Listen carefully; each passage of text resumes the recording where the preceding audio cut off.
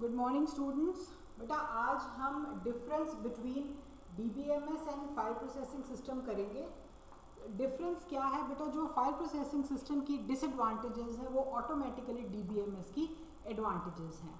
बेटा to begin with, जो file processing system था बेटा, ये इसके फीचर्स ये थे जिसको हम डिसएडवांटेजेस भी बोलते हैं। First was redundant data. तो मैंने बेटा आपने पहले भी आपको बताया है रिडंडेंट क्या होता है, रिपीटेड। यहाँ पे फाइल प्रोसेसिंग सिस्टम में जो डेटा था वो बार बार रिपीट होता था। जैसे कि आपको बताया था कि अगर आपके पास 5 सब्जेक्ट्स हैं, 5 टीचर्स आपको अलग अलग सब्जेक्ट पढ़ा रहे हैं, तो हर टीचर के पास स्टूडेंट की डिटेल्ड इंफॉर्मेशन पड़ी थी। Roll number, name, class, phone number, qualification, father's name, ये सारा कुछ पढ़ा होता था, प्लस जो सब्जेक्ट वो पढ़ा रहा है। ठीक है। अब हर किसी को वो चीज़ अपने पास अपने लिए एक्सक्लूसिव रखनी पड़ती थी। क्यों? Because data sharing was not possible. ये सबसे बड़ी इसकी डिसएडवांटेज थी, क्योंकि डेटा शेयर नहीं करते थे, इसलिए डेटा रिपीटेड पढ़ना पड़ता, उनको रखना पड़ता था। बेटा आज के टाइम में जो सबसे ज़्यादा इंपॉर्टेंट है that is speed and memory.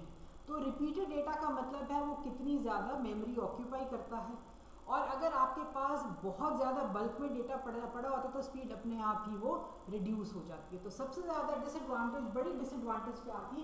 क्योंकि शेयरिंग पॉसिबल नहीं थी, इसलिए डेटा जो था वो रिपीटेड ही पड़ा होता था। No integrity was maintain. बेटा यहाँ पे इंटेग्रिटी मेंटेन होती थी, हम इंटेग्रेट कर लेते थे डेटा। बेटा यहाँ पे कोई डेटा इकट्ठा नहीं रखा जा सकता था, क्योंकि बेटा जब शेयरिंग ही नहीं होती, वो इकट्ठा कहाँ से करेंगे? कैसे पता चलेगा कि कौन सा डेटा कहाँ पे पड़ा है इस पर्टिकुलर स्टूडेंट का? There was no sharing, so no integrity was maintained. There was data inconsistency. बेटा कंसिस्टेंट होता है वो डेटा जो हर तरफ आप कहीं से भी एक्सेस करो वो सेम रहेगा। डेटा इनकंसिस्टेंसी होता है कि आप डेटा एक्सेस करते हो, हर बार जब आप एक्सेस करोगे आपके पास अलग डेटा आएगा।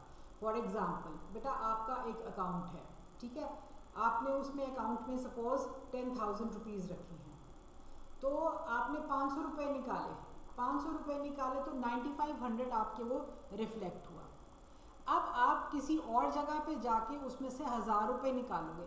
बेटा दूसरी जगह ना, अगर हम फाइल प्रोसेसिंग सिस्टम यूज़ करेंगे तो दूसरी जगह 10,000 है तो वो अपडेट होके 9500 नहीं आएगा, 9500 नहीं आएगा, वो 10,000 का 10,000 ही हो रहेगा, क्योंकि वो डेटा शेयर नहीं हुआ। तो जब आप 1000 निकालोगे तो वो आपको डेटा क्या दिखाएगा? 9000। तो एक जगह पे 9500 दिखाएगा, एक जगह पे वो 9000 दिखाएगा, यानी कि डेटा आपका कंसिस्टेंट नहीं रहा, सेम नहीं रहता। ठीक है। नो सिक्योरिटी, यहाँ पे हम सिक्योरिटी को एनफोर्स नहीं कर सकते, पासवर्ड्स नहीं लगा सकते हैं। नो स्केलेबिलिटी, हम कहते हैं यहाँ पे डेटा स्केलेबल है, हम धीरे धीरे जो भी डेटा है उसको हम बढ़ा सकते हैं, कोई इशू नहीं आता। लेकिन यहाँ पे जो है फाइल प्रोसेसिंग सिस्टम में हमारा डेटा जो है वो स्केलेबल नहीं होता। यहाँ पे है बेटा कंकरेंट एक्सेस, यहाँ पे है कंकरेंट एक्सेस अनोमली।